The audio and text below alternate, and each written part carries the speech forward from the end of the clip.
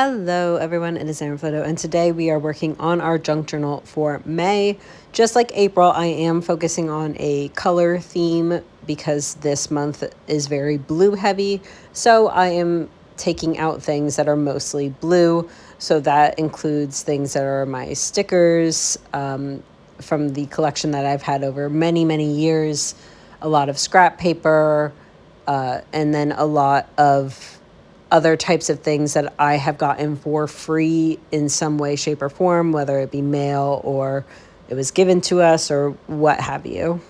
Now you can probably tell by my voice that I am not feeling well, so I will not put you through much more of my voice. I'm going to go ahead and throw on some music and let you just enjoy the process of me putting together a junk journal.